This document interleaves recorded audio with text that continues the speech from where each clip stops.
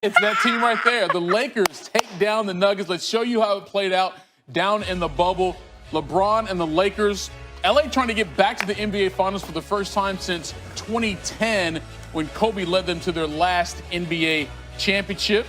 Nuggets, of course, 6-0 when facing elimination games this postseason after coming back from 2 consecutive 3-1 deficits. And guess what? It was 3-1 in this series as well. Jokic, called for the offensive foul. Look at Caruso getting in front of the big fella. Jokic had 3 fouls in 8 minutes in the first half. LeBron going to work. He's been so good in his career in closeout games. More on that in a moment. Jokic on the bench, can't do much but watch, but he had a good seat for a good show. LeBron again, aggressive.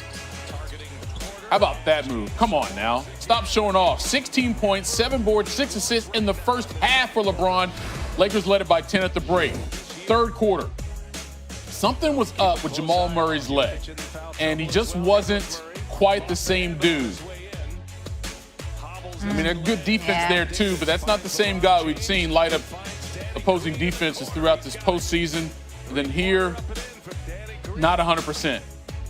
Less than 7 minutes to go in the third. Murray, Jokic lays it in. LeBron, though, full court pass to Anthony Davis, just like that. LA responds. Lakers take a 13-point lead. But Murray and the Nuggets, there's no give up in this squad whatsoever, and they keep it pushing. Murray, Jokic, bucket is down to 11. And then Murray, Jokic, but over to Jeremy Grant for the dunk. It's a 7-point game now. Matter of fact, Nuggets trailing by 5 with a minute to go in the quarter. Murray, and 1. I mean, he was not 100%, that's clear, but his team is right in there. They trail by 3 going to the fourth quarter. In the fourth, LeBron starts doing LeBron things. It's winning time, it's go time. Foul, look at LeBron, and 1. He's calling to the ref mid-air before he makes the layup for the foul. And then here LeBron in traffic.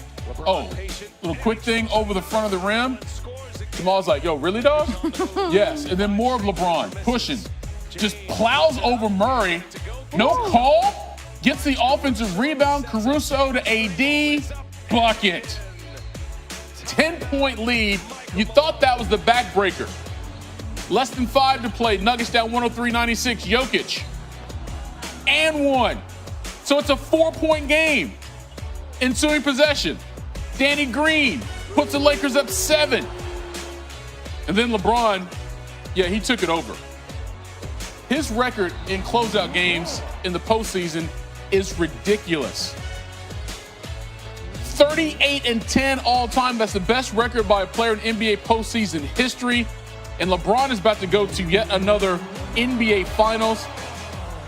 And he's had 5 different head coaches to get there. 5 different head coaches. That's how good LeBron is, and that's how you close out a game in the NBA playoffs. Goes for 38, 16, and 10, a ho-hum triple-double. Lakers win the series 4-1. So I mentioned this is LeBron's 10th NBA Finals appearance. Very elite company, as you might expect. The only other players ever to reach 10 finals are Bill Russell, who played in a record 12, Sam Jones, also part of the Celtics dynasty teams, and Kareem. LeBron already the second leading scorer in finals history, behind only Jerry West. And with that, we welcome in our NBA analyst, Tim Legler.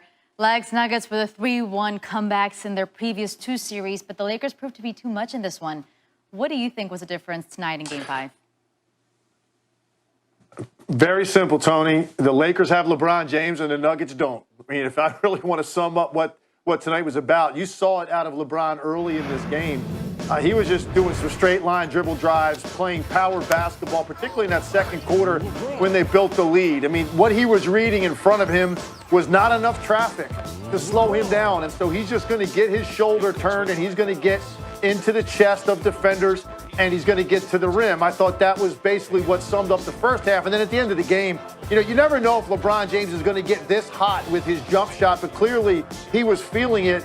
And so he decided to take matters into his own hands at the end after Denver refused to go away. LeBron James was going to end this game and end this series on his own. With his shot making, we know about his playmaking, but sometimes LeBron James turns into that killer scorer mode where he's going to do things on his own as a scorer, and that's how he decided to end this series. He was just too much for the Nuggets in this one, and you give Denver all the credit in the world because they fought through so much. Jokic in foul trouble, Murray not 100%, and yet they refused to go away. They just kept on chipping away, found themselves in a one-possession game, and then LeBron James just completely took over to ensure that he would get to his 10th NBA Finals. Really remarkable if you think about that in 17 years. Monster level for LeBron, a force to be reckoned. Now the Lakers go to the NBA Finals where they will face either the Heat or the Celtics. Tim, what do you think will be the key for the East winner against LeBron and these high-power Lakers? Well, I'm going to make it sound easier said than done because I don't have to do it, so I could just talk about it. But what it comes down to is this. You have to make the Lakers a three-point shooting team, and I don't think Denver did a good enough job of that in this series. And that means you have to take the ball out of LeBron's hands as much as you can. You've got to put a lot of traffic in front of him. You've got to get back in transition and wall him off.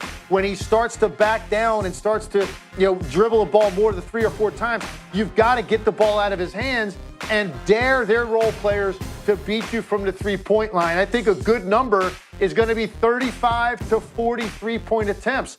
If you can force them into that number, you've got a chance because it still is the Achilles heel. And I know some guys can make shots and some guys can get hot, but you have to live with that. You've got to give up something, and against this team, it has to be the three-point shot. I think they only took 24 in this game, and that's just not enough because they're going to dominate you and gut you with points in the paint. And Anthony Davis and LeBron James are going to be the 2 best players on the floor, no matter who they play. So if they're playing to their strengths and they're beating you at the rim, in transition, and at the foul line, you are not going to win that series if you're Miami or Boston. It has to be determined by the Lakers role players. And let's see if they can do a better job of it defensively than I think Denver was able to.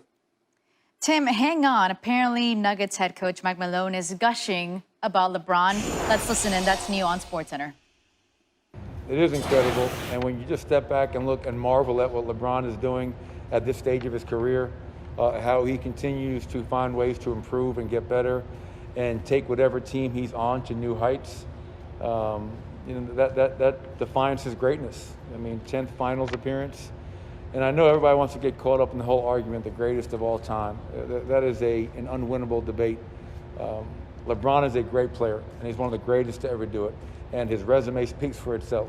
And like I mentioned earlier, in a Game 5 closeout game, when the game was hanging in the balance, who took over? The best player on the floor. And that's what you've come to expect from him.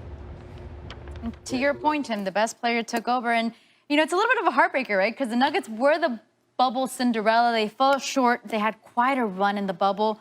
Tim, what does their future look like to you?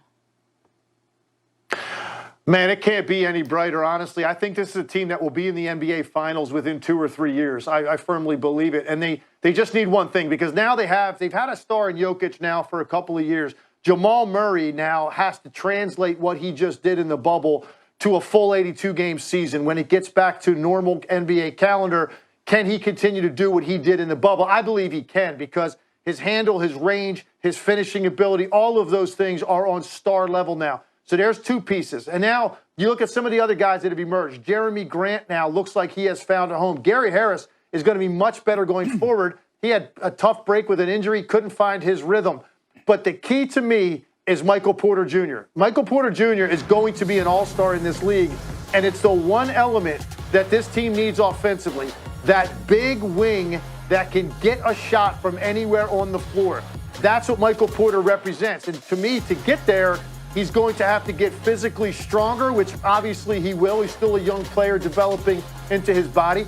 And he has to work on his handle because when he looks at the other elite wings in this league, that's the one thing that will separate them. Those guys can escape. They've got a handle that can allow them to get to mid-range area of the floor, beat you from deep, whatever it requires in the moment.